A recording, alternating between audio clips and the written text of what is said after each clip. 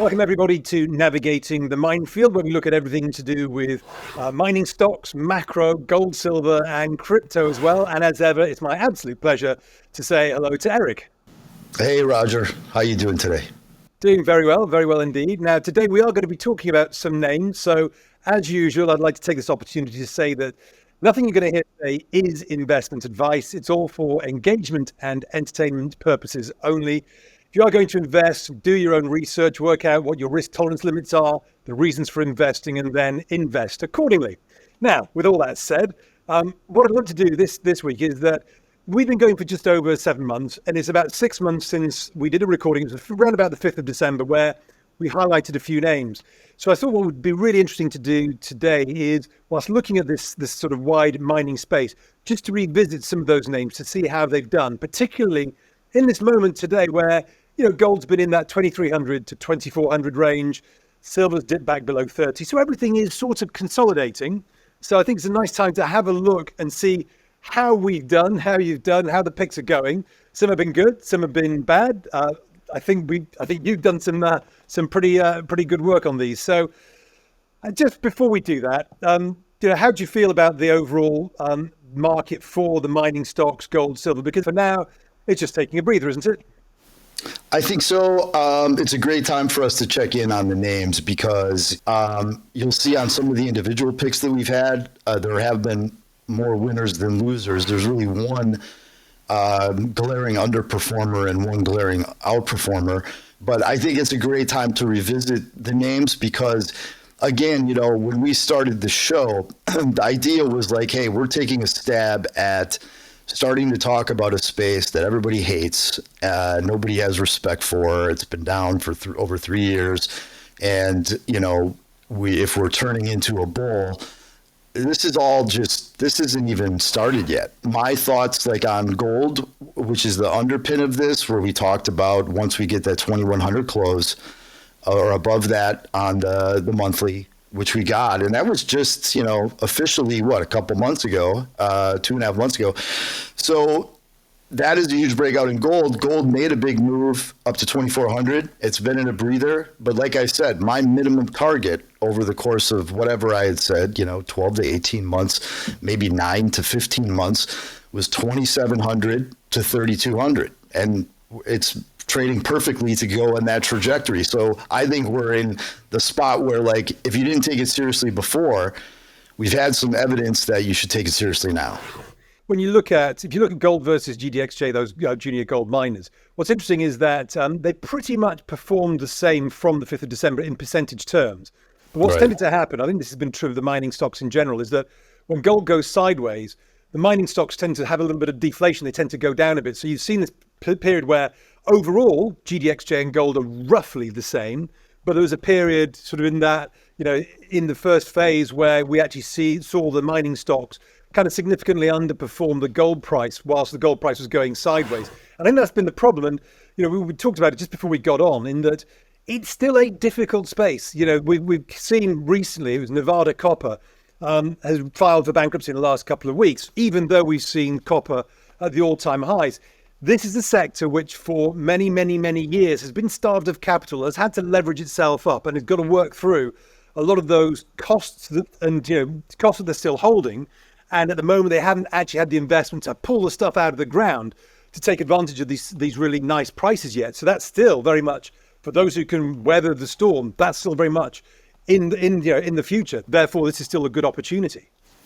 Well, everything is still very cheap. If you go, that's why, going down the rung on the market capitalization, not all of your viewers, it's not appropriate to be buying, $10 million market cap companies or 20 or 3, which, we have deals that like at the Gold Investment Letter, we've been funding and getting warrants in these penny stocks. And it's funny, it's ironic because I'm coming out to my people saying, there's so much value here.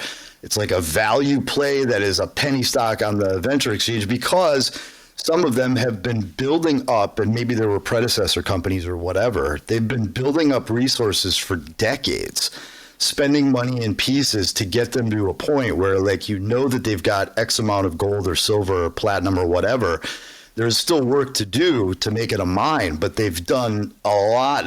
Most of these are trading at massive discounts to paid in capital, right? Massive. So the lower you go on the rung, but then again, like we talk about the sideways move with gold, now the junior miners are cooling off, the gold miners are cooling off. But again, a month ago, they were 15% higher and moving ahead of the gold price. So there's no question that we will see the equities in the miners certainly at certain times, but overall in the market, you're going to get leverage to the metal. But, coming off of such a rough run for 3.5 years in a bear market, we have not seen any sort of froth yet, not even close. So there's going to be stints of outperformance. And I think from today, let's just say we're in June, when you get into the stronger part of the season for gold, which is like September, January is the best year of the month, between that time frame, you may have a little bit of a paradox where some of the underperformers, Nevada Copper kind of dug their own grave years ago because they took on so much debt, but those were operational problems.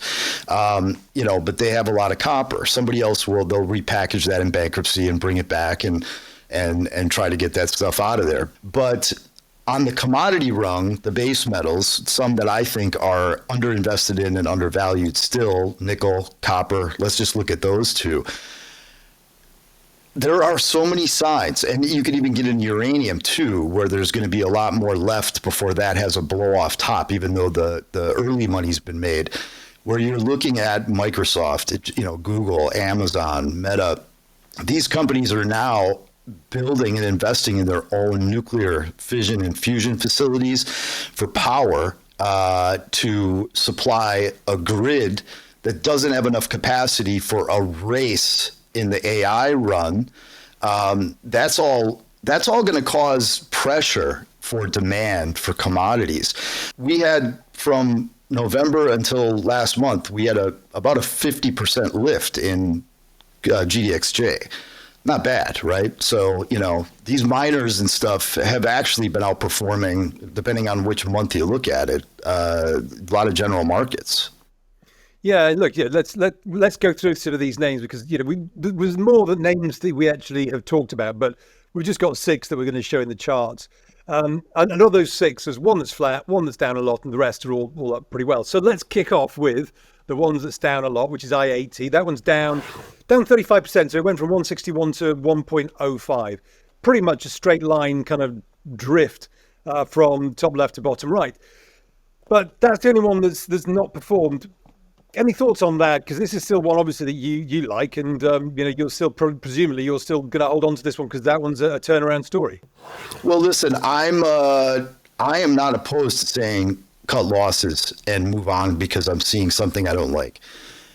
In this case, this is like table pounding, buy some I-80. It is so frippin' cheap. I'm very amazed that it's back down to these prices. And there are a couple of reasons for why it's been an underperformer. But this company has 4 assets in Nevada for gold that are enormous.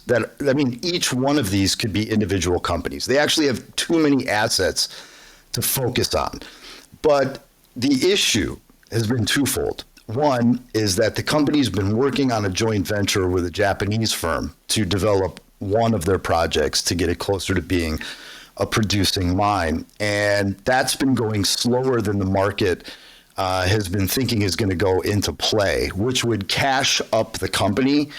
So in the meantime, I think to fend off the conversations of the balance sheet starting to run low, Ewan Downey, who I put him in there with, I think he's going to come out of this with I-80. He's going to come out of this and with previous successes. He'll be known as one of the better, maybe best operators in the business because I trust his ability and his prowess in the space, and that's very important when you're starting to get to these levels. But they did a big flow through I'm sorry, it was a bought deal financing, not a flow through. So a bought deal comes through with a consortium of bankers who knock the heck out of it down to price it, and they do their games with the stock. That gets closed, and we thought, okay, now the thing's going to go higher. I mean, right now it's like a buck and change US, but it was probably around $1.20, $1.15 when the bought deal was done, and I thought, I'm going to buy more because now it should clear up. Well, it ended up that Equinox Gold, which this was actually spun out of, which is Ross Beatty's company, they had bought full ownership of their largest mine and had to come up with, it was a lot of money. I mean, it was like $600 to $800 million to get that all done. And they decided unwittingly to a lot of us in the market, or even I think I-80, we saw an aftermarket print just 10 days ago of a 50 million share block. So Equinox has been leaning on this thing, and now they're cleaned up. So you had a corporate seller from that spin out that decided to move on, dump, because they've got their own priorities. That could be a sign of also, a low. But it's so cheap, Roger. I mean, with the asset quality that they have in Nevada, and they're not a producer yet. So you also want to look at that fact. I mean, this is a development stage company that can end up creating value by spinning things out, by selling assets. I think that this Japanese entity that they've been talking with on a JV is going to happen. And it's also going to be really more favorable terms to I-80 than the market is expecting. So things can turn around fast. I'm buying more stock today. And you named the stock there because that's the second one is Equinox. That stock's only up 0.7%. So that's the flat one. It's gone from 528 to 532. Do you think that now that side of the operation that you were just talking about is complete, that's going to be advantageous to Equinox going forward? From the lows that it shuffled down to in late February. So we had it sort of in this, the low fives. But that stock went to 650 in a powerful run into early April until they decided to take over the rest of that mine and kind of put the brakes on because they needed to dilute and raise some debt and get this. It's going to be a long-term win. There's no question, because it's a very big mine, a profitable mine. And Equinox is moving towards 1 million ounce producer per year. And that was one of their bigger picture, long-term strategic moves. So they sort of bit the bullet, which is why that has underperformed since early April, but it was off and running. And so they need to let that clear out a little bit, but I think that during the correction in the gold miners, what will happen is Equinox could be, it could either start to lead a run because it is ready and it's digested a lot of the dilution already, or it could be a light laggard, but then it will be a leader in this space, like in that, mid-tier producer area, because they've gotten everything. It'll be all tightened up. Let's call it by the fall, that I think Equinox will be an outperformer. So now is a really good time to be just, accumulating. Great. And then we'll move on to some of the silver names, because in third place, up 6.7%, which actually would be normally considered quite a good move over 6 months, but we're looking for, doubles, triples, quadruples, etc. But Silver Storm has gone from 0.1032 to 0.1101. That's roughly a 7% rally. So now the silver names, silver's up over 20% in that same period. So again, underperformance in the same way GDXJ has underperformed the gold price. But what do you think? Silver, I mean, this is one of those OTC plays, isn't it? Yeah, this was the smallest market cap play that we had brought up. So you're sitting at a U.S. it's right at about a $50 million market cap. And the stock actually, again, this is another one where it was 30% higher like 3 weeks ago. So it was hitting new highs. This is the pullback on higher highs and higher lows. The way that I look at Silver Storm is this. They've got two very attractive assets, very advanced silver primary assets. It's very difficult to find silver primary companies at any stage, much like, just producers of silver.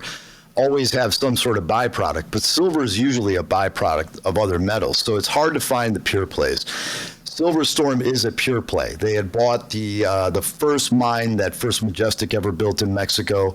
That can go into production for something like $6 or $7 million US. Not a lot of money. They've been drilling and exploring around that to tighten up their resource to get it ready to go back into production. And then San Diego has got, something in the neighborhood of $2.5 billion in situ silver in the ground, which is not insubstantial. And I believe that they've got interest in that asset from some foreign entities. The only negative on silver, there's two negatives on Silverstorm. One is these operate in Mexico. We just had a presidential shift, and I don't know what that's going to do, if anything, in terms of making it a little rougher in Mexico. The rough part of Mexico, I've been looking for silver assets there for various companies that I have interest in. And, a lot of part of the nation is dangerous. So you have to, balance that stuff out. But Silverstorm has got a CEO who's very dialed in, and they've been strategically very, very good about, they've got money in the bank. They did a raise recently and just stored up the balance sheet. I think they probably have about 10 million in the bank, pretty close to that. So for that size of a company, it's a good cash cushion. You have large investors like First Majestic and Eric Sprott that own over half of the company. My guess is that in a better silver market, First Majestic will buy that back and buy the whole entity, something like that. The other negative is that they've got a lot of shares outstanding. That's why it trades so cheap. So they're going to need to do a rollback at some point. I've actually encouraged them already to do it. But with what they have as a developmental stage pure silver play, I look at this one like it is a very likely double or triple from here. I'm not looking at it as something that could be like a 10 or 20x type of situation, but I'm also not looking at it as like it's maximum going to double like a blue chip silver producer, right?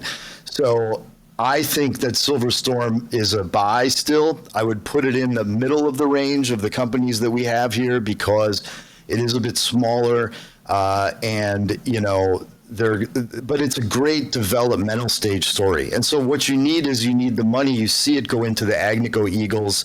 It goes into the larger silver producers, Pan American Silver, even in the gold side, like the Newmonts, the Barricks. We saw those companies hitting new highs just a month ago. Those are the blue chips leading the market. And then we get the trickle down. So the lowest of the low junior market caps have not seen much at all. Some individual ones, as we'll see with like Phenom Resources, have done well. But the next trickle down after you get the interest from people that have taken care of their blue chip positions will go to something like a Silverstorm. And they've got a great handle on the operations. They've got two big assets. They're going to be a silver producer. I don't think by the end of the year, but in the first half of next year, they're going to be a silver producer on a pretty decent scale for themselves, a couple few million ounces a year. And if silver's going higher, it's going to be very profitable for them. So I still like it. Anything you can get on this under 16 Canadian, which would be like 11 and a half, 12 cents US, buy it. From there, we're going to another one, Silvercore. Now we're getting into double digits. This one's up 25%, so it's gone from 2.73 to around about 3.4, not exact numbers, but pretty much. So close to a 25% gain since the 5th of December. It's getting some nice returns now. And again, all these stocks, like the last ones, they've all pulled back off their highs. Well, yes, and this one, you're talking about 2.5, 3 weeks ago was $1 higher. So that would have shifted. I think it was more than a 50% mover from our period of time. But this is a great pullback. I just bought yesterday long-term call options on it again. I've got a core position in this one. And this is another one, even though it is a producer, I look at this one like a lower risk mid-tier producer that has had in the past, I believe I'm just going to confirm it while I'm on here, but I believe this stock Yeah, it wasn't long ago. It was in the 2021. It actually, hit $9 US. So you're talking about a triple from here. It's been even higher than that going back from 2011. And this company's got, it's an Asian based deal. So you have that component, but they've operated in a way that's very capitalistic. They've got a great balance sheet. They're making moves, acquiring new assets. They're growing. They're producing assets. They're cash flow positive. They're earning money, and I see this as close. It's going back to $9, $8, $9. And then we'll see when it breaks that high and goes higher, which I ultimately think it will. But I mean, that's a pretty big move, and I think that could happen within 9 to 12 months. And you're saying there you're looking at some longer dated options. So what sort of expiry are those options? And are you doing the usual of buying them slightly in the money? What style of options are with expiring sort of strikes do you look at? I bought two. One was the 250 options, so they were already a buck in the money, and I think it was like 135, so a 35-cent premium, and that goes to January of 25. Silvercorp doesn't have really super long-term leaps available. Otherwise, I would buy those. And then I also bought about a third as much or a half as much of the $5 January plays. Yeah, those are ones that I'm more comfortable. As you know, I like to go I go long term. Those are slightly less long term that I like. So I didn't put like huge money into them.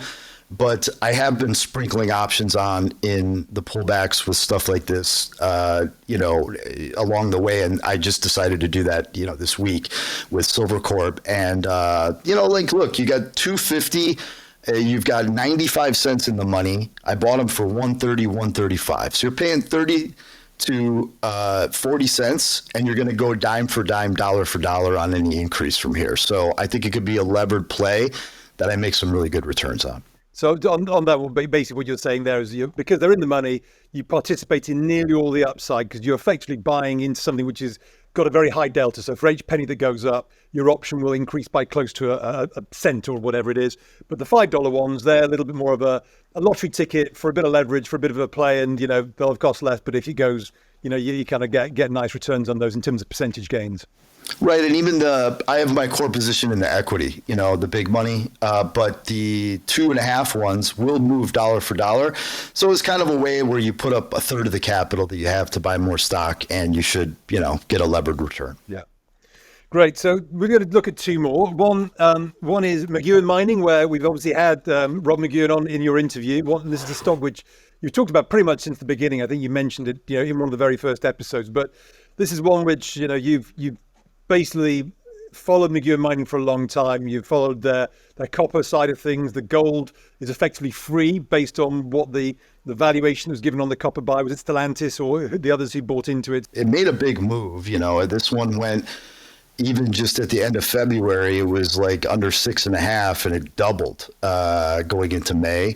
So now is the first real pullback from that like 12.25, 12.50 high, and you can get in under 10 again.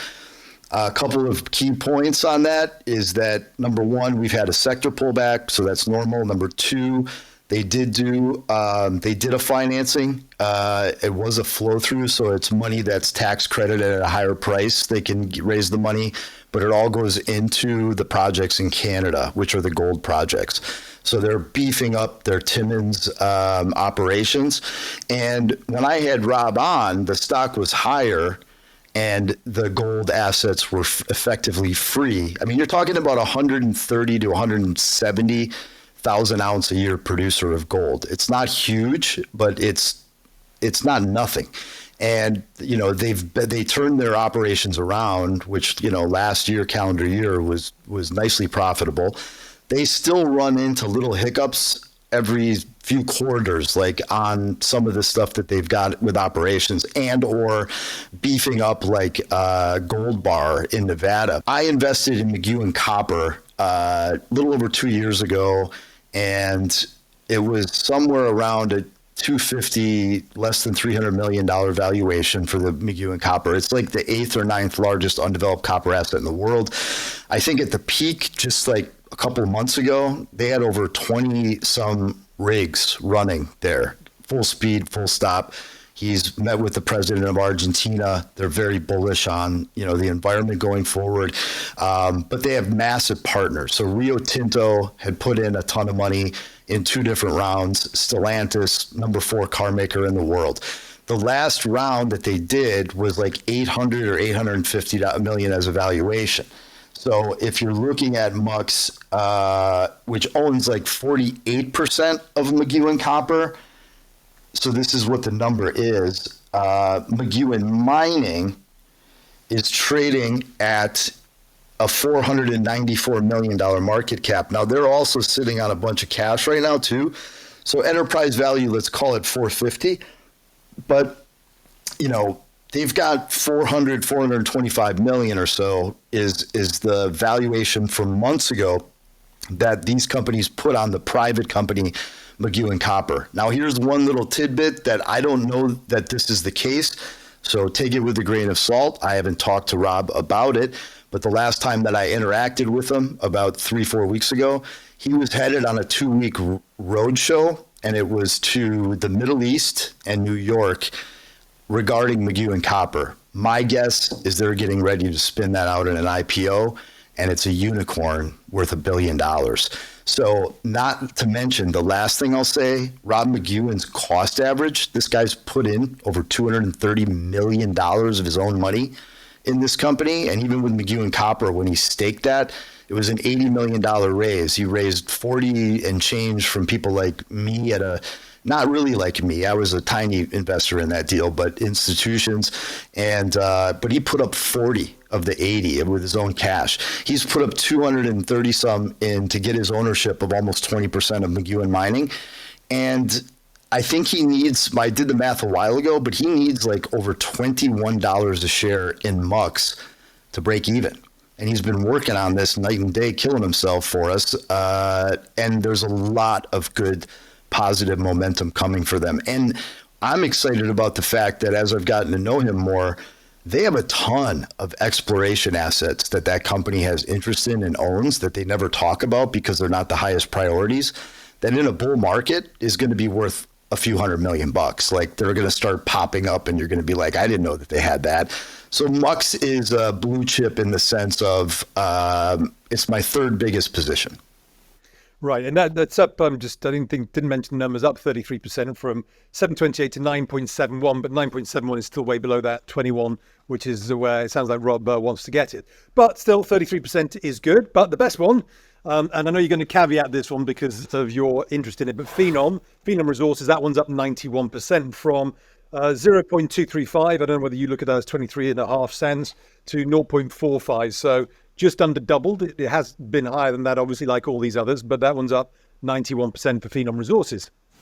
Yeah, that's the Canadian dollars, by the way. So if you're U.S., the symbol's PHNMF, which is like it's about 70 cents on the dollar U.S. to versus Canadian. The Canadian price, which is PHNM. Caveat is, this is the largest investment I've ever made in my life. So any benefit from people coming in, I will benefit because I actually own 9.7 million shares and warrants of the company. 2/3 of those are already bought and paid for shares. The interesting thing is that I started buying this company 6.5 years ago. Okay. Took a break in a bear market in vanadium, started to come in heavy again, started a heavy position. I never thought I would get this deep in it, but June of 2020. So this is not something that just popped up like as a hot pick. I've been building a massive position in this company for years. And my cost average is just below 40 cents Canadian. So it's not up much from all the buying and pain and suffering I've gone through because it's gone up, it's gone down, whatever. It hasn't hit yet. But there, and the fact is, okay, so it's up, 91% in that fairly short period of time. But listen, so the caveat is I'm talking my book, but also I'm talking my book with everything we talk about. I don't understand why people would listen to anyone that seriously about their ideas when they don't have any skin in the game. It tends to be something that I think is a good thing. But, take this with a grain of salt, but my view on Phenom Resources, which is it's going to split into two companies. It's a gold world class, now with 5 projects in Nevada, gold exploration company around the Carlin Trend, looking for nothing but potentially massive new gold discoveries, vetted by Dave Mathewson, who I believe is one of the greatest geologists in Nevada gold exploration history. And he's in his 70s. He's all in with us on Phenom. We've sourced these deals through him and his contacts. They grabbed another asset recently called King Solomon and then claimed around that. So it's 6.27 square miles. This Dobbin project has got all the geologists very excited. This is something that he found like 35 years ago when he was with Newmont. They were finding in-soil gold anomalies uncharacteristic of anything you see in Nevada ever. Nobody's ever heard of the gold anomalies that were like over 3 ppm, literally just digging up the soil, which is crazy. So they were ready to move forward on developing that as a big company, Newmont, until the USGS came out and said, we're going to build a wildlife reserve right next door. And Newmont said, we don't want any of that PR smoke. They let it go. Dave forgot about it, thought that it was a wildlife reserve, never went back in that area, found out last year that it was back on the market, and they decided to bail on the wildlife reserve. And we ended up being able to acquire the best part of that asset that he already did work on with Newmont. Very interesting situation. And the company Phenom is closing a financing, a small one, like tomorrow or Thursday at 45 cents, where it is right now, Canadian. And it's just to drill that asset, Crescent Valley, and do some work on King Solomon, because up until this point, we've been going for the big elephant, which is under the vanadium asset at Carlin. We've drilled 17 holes there. It's very expensive because you're talking like 2,000 foot deep holes. Like it's expensive, it's deep. These are more shallow, but most of them are deeper in nature because we're looking for, and the criteria has been, if and when we hit, I have no doubt in my mind, out of 4 projects vetted by Dave Matheson, he's found so many new gold assets as either a part of a team or by himself. He was the biggest claim owner in the state of Nevada for like over 12 years. This is going back about 20 years ago. He still has a ton of this stuff. But he's known and renowned like nobody else I've ever heard of, with respect from his peers. Out of the 4 that we have with him vetted, there is no question we're going to find an exciting new gold discovery. So that is going to get spun out into its own entity, because the vanadium story here, a lot of people don't know about vanadium. They don't give a shit about vanadium because vanadium's been down. But vanadium redox flow batteries and vanadium solid state batteries are going to be a critical component industrially of backing up the power grid and any and everything that people are doing, from nuclear to any other power source. Vanadium industrial scale batteries clearly are the best, longest lasting. The lithium doesn't have a shot when it comes to the industrial side. We're just seeing adoption of this coming up. And I can't get into too many details right now, but if people look at about 3 weeks ago, the most recent press release around a patent application, a 3rd patent application around processing petroleum coke, Phenom has what I would call an area that I missed when I invested all my money. It's the metallurgists. The metallurgy, we have a couple of phenoms on our board that have cracked certain codes with processing to make things like petroleum coke, which is laying around at all these different refining facilities around the world, that they know it someday somebody's going to be able to separate vanadium and nickel and the things that are in the petroleum coke. Well, that day has come, and it's Phenom that is going to do it. And I believe that we're going to be attracting massive partners in financing in that space. We have the largest, highest grade vanadium asset in North America at Carlin, and that's already, that's done at PEA stage. More work to do, but it's the best asset in the country, in the continent, and maybe in the world. And then we have this stake in MK Plus, a Tokyo company, 5%, that has this solid state breakthrough vanadium battery. So you're turning this into not only a vanadium asset play that's one of the best, that could be it will be likely the next vanadium mine in North America. And we need it because the Chinese and the Russians control 80% of this market. The price has been down. We have excitement building like you wouldn't believe around this processing that can be very profitable at these vanadium prices. Imagine if the vanadium price ever goes up. It's going to at some point.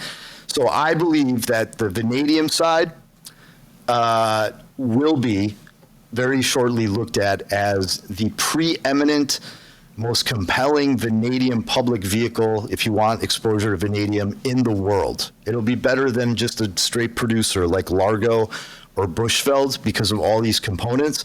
On the gold side, with all this exploration potential, now you can buy them in two vehicles before they spin out and then get credit and get positions in both.